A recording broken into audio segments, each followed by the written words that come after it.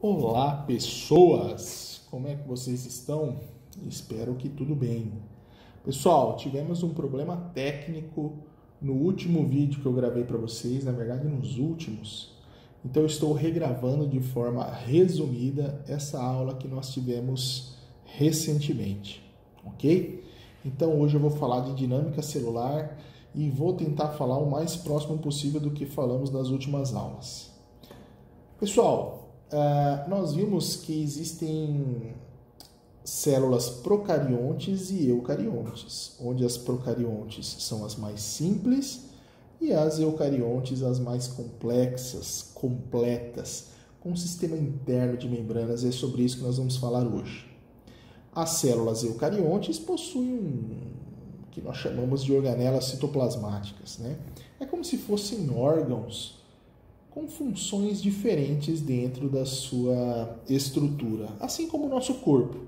Assim como nós temos o cérebro, nós temos a traqueia, os pulmões, o coração, entre outros órgãos, cada um contendo a sua função. Uma célula eucarionte também tem essa complexidade. E aqui nós temos como exemplo algumas organelas, que vocês vão pesquisar sobre elas para as próximas aulas e eu vou falar no final dessa apresentação. Então vamos lá, pessoal. Hoje nós vamos focar na biomembrana. Eu vou voltar um pouquinho para falar por que nós vamos focar na biomembrana. Porque tanto a membrana plasmática que eu estou circulando aqui, quanto a membrana nuclear, já ia falar errado, quanto a membrana nuclear que eu estou circulando aqui, quanto a membrana que forma essas organelas, elas têm uma composição muito próxima, tá? E por isso nós temos que entender o funcionamento, a estrutura, o que é essa biomembrana, ok? Para começo de conversa, a membrana nada mais é do que uma estrutura que vai promover uma compartimentalização, um limite. Eu coloquei aqui para vocês esse desenho, tá? Que mostra como se fosse uma observação no microscópio. E aqui seria a representação de algumas células. A gente consegue contar e ver que tem 4 células aqui. Por quê? Porque nós imaginamos que essa linha preta aqui, que está delimitando essas células, seja a membrana plasmática, a membrana celular, uma biomembrana, e ela está compartimentalizando. Então, dentro dessa membrana eu tenho um compartimento que eu vou chamar de célula 1. Dentro dessa biomembrana aqui tem um outro compartimento que eu vou chamar de célula 2. E assim sucessivamente. Aqui a célula 3 e a célula 4. Nós só temos 4 células aqui, porque cada uma delas possui uma membrana. E eu coloquei também como exemplo uma bexiga, um balão, para a gente entender. Ali, essa borracha faz o papel da biomembrana. Só existe o balão porque existe esse envoltório, esse limite, essa compartimentalização possibilitada pela membrana. E aqui do lado esquerdo eu tenho um esquema que mostra como é uma biomembrana, tá? A sua composição química. E é sobre isso que a gente vai falar também. A biomembrana, pessoal, ela é composta basicamente por 2 tipos de substâncias químicas. Uns lipídios especiais ricos em fósforo, por isso fosfolipídios, e algumas proteínas. Olha que interessante. Em 1855, que começou a perceber que existe uma membrana que envolve as células. E somente em 1972, mais de 100 anos depois, que foi proposto esse modelo aqui. Singer e Nicholson são muito conhecidos pesquisadores que propuseram esse modelo. O que é esse modelo? A gente não consegue ver, propriamente dito, a membrana plasmática das células, porque ela é muito pequena. Mas a partir de testes químicos e físicos e experimentais, né, experimentos, a gente consegue propor um modelo para entender como é o funcionamento dessa membrana. Então imaginemos essa célula aqui, a gente vai dar um zoom nesse círculo aqui, essa bolinha, a gente vai fazer um zoom. E a membrana plasmática ela é composta por 2 camadas de fosfolipídios, que são essas cabecinhas azul com essas perninhas aqui. Então aqui eu tenho uma camada de cima e aqui eu tenho uma camada embaixo. Então 2 camadas de fosfolipídios, aqui os fosfolipídios, e algumas proteínas atravessando ou não essas 2 camadas, tá? Então, pessoal, vocês têm que guardar essa informação. As biomembranas são feitas de uma bicamada de fosfolipídios e algumas proteínas imersas nessa bicamada fosfolipídica. Seria isso daqui, pessoal. Isso aqui é uma estrutura, é um esquema, certo? Mostrando a bicamada de fosfolipídios. Então isso aqui seria a membrana plasmática de uma célula. Tudo que está no interior desse limite faz parte da célula, tudo que está fora desse limite está fora da célula. Então aqui eu tenho o espaço intracelular e aqui o espaço extracelular, dentro e fora da célula. Pessoal, já vou adiantar uma coisa para vocês. Todas essas estruturas aqui dentro que envolvem membrana, como por exemplo, a mitocôndria, ela tem membrana em volta dela. A membrana da mitocôndria é muito parecida com a membrana plasmática, tá? A membrana nuclear é muito parecida com a membrana plasmática. Por isso que a gente chama de biomembrana, tá? É um sistema interno de membranas presente nas células eucariontes. Então, isso aqui vocês conseguem ver a bicamada de fosfolipídios. Olha os hominhos aqui com as perninhas, tá? As cabecinhas com as perninhas. E aqui nós temos algumas proteínas, tanto em azul quanto em amarelo, que mostram essas proteínas. E olha que interessante, vocês já conseguem ver que existem pontinhos aqui que estão representando alguma substância que pode entrar na célula ou que pode sair da célula. Ou seja, a membrana celular faz esse controle, juntamente com as suas proteínas, do que pode entrar e do que pode sair da célula. A gente vai falar disso também, ok? Justamente essa passagem de substâncias pela membrana, a gente vai chamar de transporte pela membrana. Existem algumas substâncias que atravessam livremente, como os gases respiratórios, o gás oxigênio, O2, e o gás carbônico, ou dióxido de carbono, CO2. Essas estruturas, essas substâncias, essas moléculas, na verdade, essas moléculas atravessam livremente a membrana plasmática. Então, aqui seria a membrana plasmática, os fosfolipídios e essas moléculas atravessando. Só que existem algumas substâncias e algumas moléculas, alguns íons, que são importantes também que tenha dentro da célula ou que seja jogado para fora da célula, mas que é difícil de atravessar. Como, por exemplo, o hidrogênio, o sódio, os íons, né, de hidrogênio, sódio, potássio, magnésio, cálcio, cloro e a molécula de água. Eles não atravessam livremente, eles precisam de ajuda para poder entrar ou sair da célula. Então, olha só, aqui embaixo eu tenho também uma representação mostrando o espaço fora da célula e o espaço dentro da célula. Tudo que está aqui desenhado são representações de proteínas da membrana, tá? Que eu coloquei aqui para vocês entenderem que, então, essas 2 faixas representam a bicamada de fosfolipídios e essas estruturas em verde, azul, roxo, representam as proteínas de membrana. E elas têm algumas funções além do transporte de substâncias? Elas podem ser elos, elas podem ajudar a célula a estabelecer uma fundamentação, uma estrutura para poder se ligar entre elas ou com outras células. Elas podem ser receptoras de moléculas ou de substâncias, e essas proteínas também podem atuar como enzimas, facilitando algumas reações químicas presentes na célula.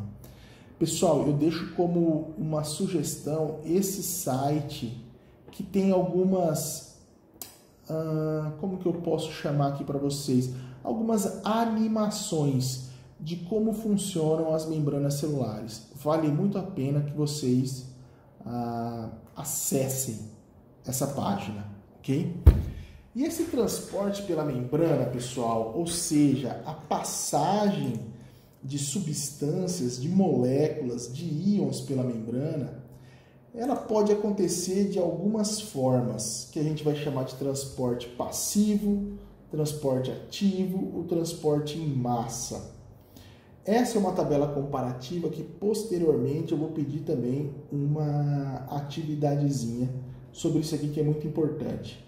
Mas resumidamente, algumas substâncias elas atravessam a membrana plasmática sem que a célula gaste energia. Nesse caso é chamado de transporte passivo. Deixa eu pegar a minha canetinha aqui. Nesse caso é chamado de transporte passivo, quando não há gasto de energia. Já quando ocorre gasto de energia, a célula tem que gastar energia, tem que fazer força para que alguma molécula passe pela sua membrana, então é chamado de transporte ativo.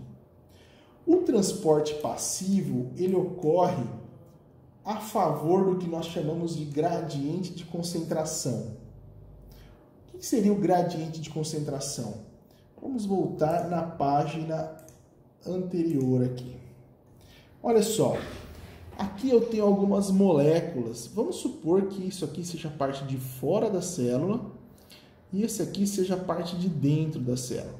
Aqui eu tenho algumas moléculas que estão mais concentradas fora do que dentro da célula. Então, naturalmente, essas moléculas que estão em maior concentração fora do que dentro da célula, elas vão atravessar naturalmente até que essa concentração se iguale. Pessoal, quando eu falo em concentração de substâncias, pensa naquele suco de saquinho, sabe?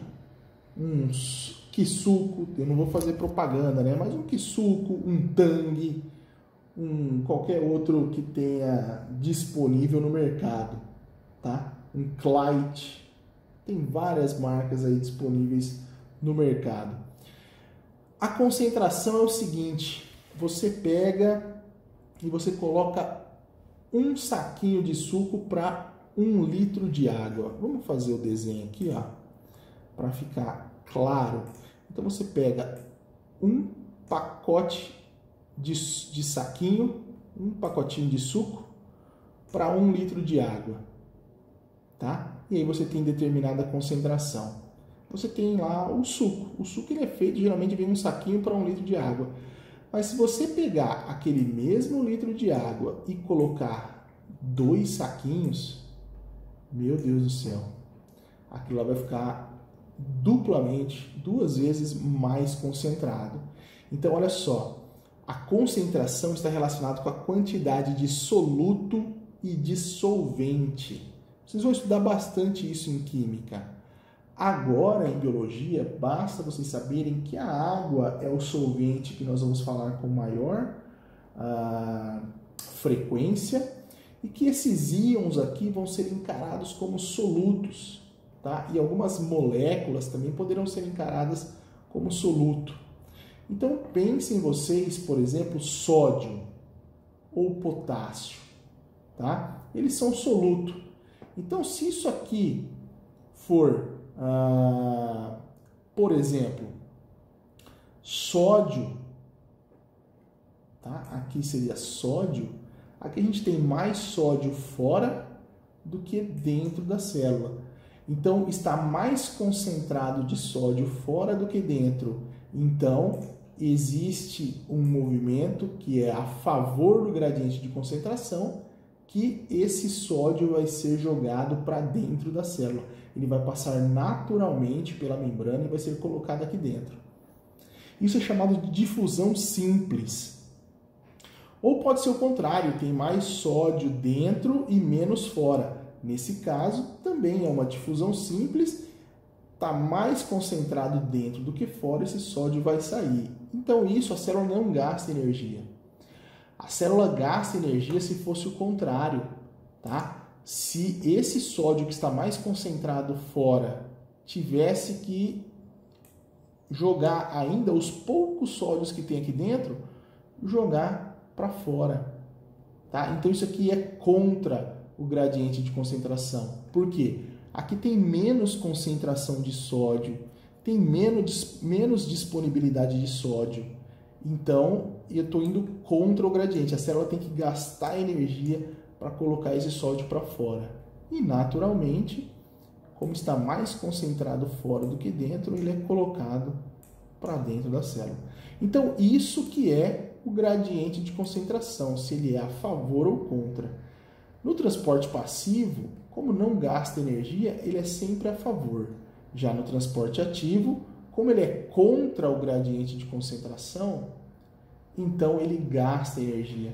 Eu gosto muito de dar como exemplo os nossos términos de aula. Quando nós estávamos há um tempo longínquo, há muito e muito tempo atrás, quando a gente tinha aula presencial e dava a hora da gente ir embora, 11h20 ali, todo mundo se concentrava na nossa porta de vidro.